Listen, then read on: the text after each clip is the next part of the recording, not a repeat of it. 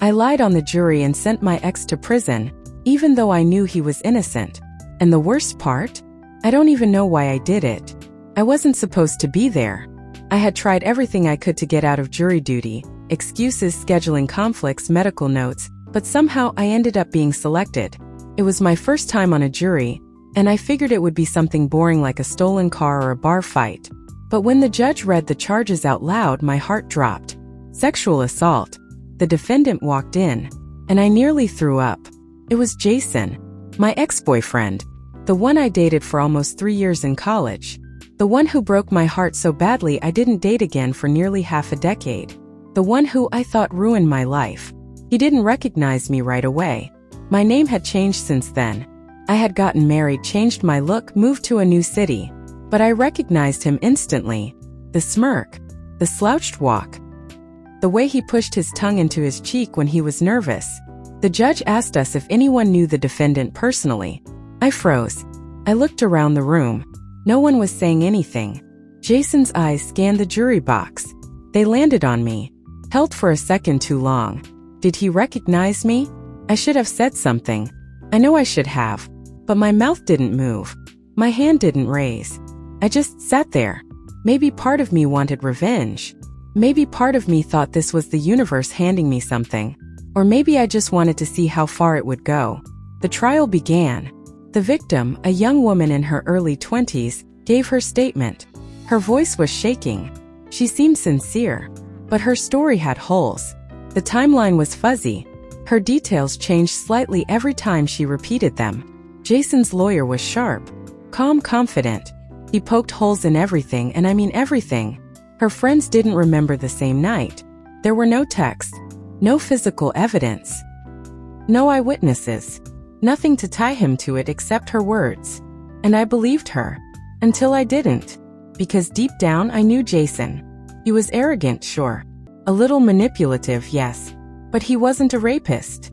I could see it in the way he looked at her. Confused. Like he genuinely didn't know why he was there. His answers were consistent. His story didn't change once. And when he looked at me, toward the end of the third day of testimony, he recognized me. And he smiled.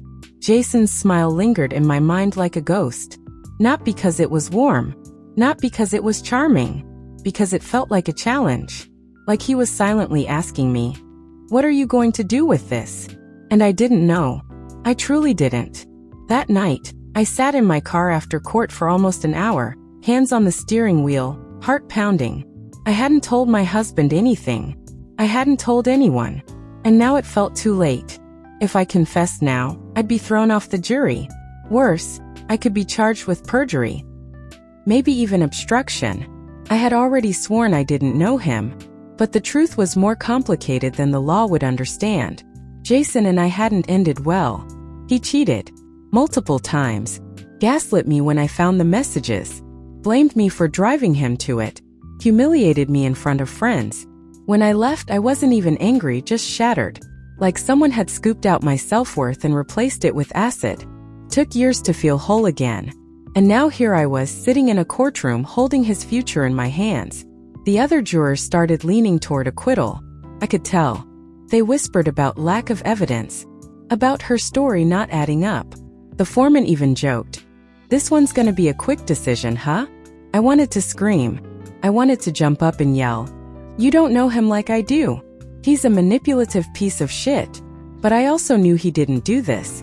And that's when something inside me snapped. Maybe it was bitterness. Maybe it was that cold, jagged piece of me he left behind years ago. But the more I listened, the more I realized I could end him. Right here. Right now. I could put him behind bars for years. Even decades. And no one would ever know. All I had to do was vote guilty. I didn't need to convince everyone. Just enough people. Plant seeds of doubt. Twist the facts. Make the others feel just unsure enough to sway them. I started small. Yeah, but why did he delete his text that night? Did anyone else think it was weird how calm he was on the stand? What if she just couldn't remember everything clearly because of trauma? By day 5, I had 2 jurors leaning toward guilty. By day 6, it was 5. I was patient, calm, persuasive. I didn't lie. Not exactly. I just nudge things. Every time someone brought up reasonable doubt, I would lean forward, tilt my head, and whisper, "But what if we're wrong?" Jason watched me the entire time. Not every second, but enough. His eyes tracked my movements, and there was a moment, brief but unforgettable, when his expression changed. It was like he saw through me, like he realized, "You're doing this on purpose." The jury reached a verdict on day 8. We said guilty. Jason didn't cry. He didn't scream. He just stared at me as the sentence was read, as the judge thanked us, as the bailiff cuffed him. I didn't blink. Afterward, in the parking lot, I sat in my car again just like before. But this time I wasn't shaking. This time I felt empty, not triumphant, not vengeful, just hollow. Because for all the damage Jason had done to me in the past, I had just done something worse. A week after the verdict, I stopped sleeping. Not for lack of trying. I'd crawl into bed, pretend everything was normal, listen to my husband snore beside me, but my eyes wouldn't close. My body would shut down, but my mind, it raced in loops. I'd see Jason's face. That last stare. The understanding in his eyes. Not rage. Not disbelief. Just knowing. He knew I had buried him. I'd stare at the ceiling and think about his prison cell. I wondered if he had windows, if he could see the sky, if he told his cellmate about me. A juror screwed me over. She knew me. My ex. She sent me here. And then I'd think, what if he tells someone who believes him? What if he hires an investigator? What if he remembers some stupid piece of information I once told him and uses it to track me down? My life didn't go back to normal. It froze in that courtroom. I went back to work, sure. Answered emails. Took lunch breaks. But I wasn't living. I was waiting. Waiting for a knock on the door. A letter. An arrest. A night I started Googling. Can a jury verdict be reversed? What happens if a juror lied? Is it illegal to be biased on a jury? Statute of limitations on jury misconduct. My browser history looked like the thoughts of a woman unraveling, and I even started checking Reddit. True crime forums. Legal threads. Desperate to see if anyone had been in my position. One post stuck with me. You can't lie to the court. Ever. Even if you think it's for a good reason. They will find out. I reread that line 100 times. And then it happened. I was walking to my car after work. Daylight fading, wind cold, when I saw it. A man standing across the street, leaning against a street lamp. Hoodie up. Hands in pockets. Staring. My chest locked up. It wasn't Jason. I knew it wasn't Jason. But my brain screamed run anyway. I didn't. I stood there frozen, until he casually looked down at his phone and walked away. No confrontaste. No violence. Still I drove home shaking. That night I told my husband I wanted to move. I made up some lie about noise and safety and bad neighbors, but really it was just fear. You've been on edge lately, he said. Is everything okay? I kissed his cheek. I smiled. I said, of course. He didn't know I woke up every night at 3 a.m. thinking about Jason's cell. About whether he'd ever get out.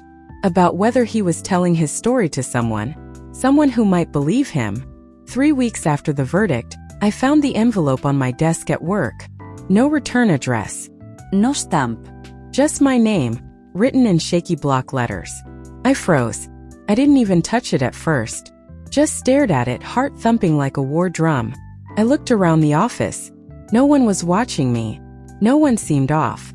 But someone had been there. Someone had put it there. I slipped it into my purse like it was radioactive. I didn't open it until I was alone at home. Locked in the bathroom with the shower running like I was flushing away a crime scene. My hands were sweating. I was shaking so badly I tore the paper inside. It wasn't long. Just a few lines. I always knew you had it in you. I thought it was sexy back then. I still do. Lži. No threat. No accusations. Just that. But it wrecked me more than if he'd screamed you ruined my life in all caps. Because I knew what it meant. Jason knew it was me. He'd known the second he saw me in the courtroom. And now he was letting me know he wasn't angry, not exactly. He admired it. He respected what I'd done. That made it worse. That made it horrifying. I flushed the letter down the toilet. I didn't want it in the trash. Didn't want it to exist in the world anymore. I watched the water carry it away and still felt it sticking to the inside of my skull. I started seeing him everywhere after that. Not the real him. Just flickers. A glance in a crowd. A voice on the radio that sounded too familiar. The smell of his cologne on a stranger in the grocery store. Was I going crazy? My husband noticed. He cornered me one night. "Are you having an affair?" he asked, dead serious. I actually laughed. Not because it was funny, because it was such a relief to have him suspect something so much smaller than the truth. I told him no, of course. I kissed him, cried a little for effect, and told him I was just stressed. That I'd seen something awful on jury duty. That it haunted me. That part wasn't a lie.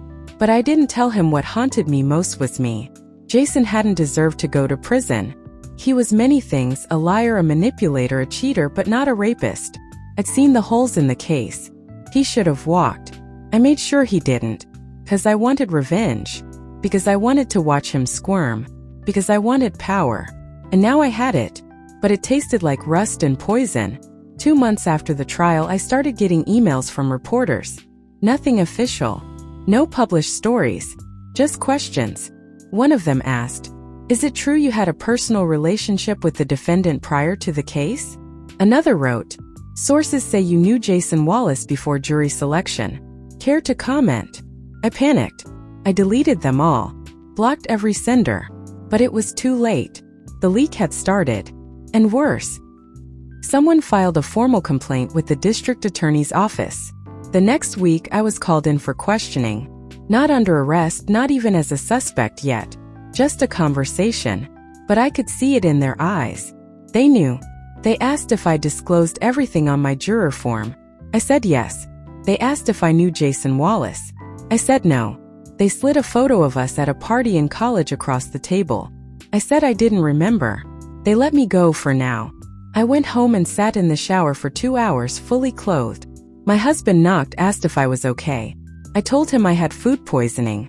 It was a lie, like everything else. That night, I poured myself a glass of wine. Then another.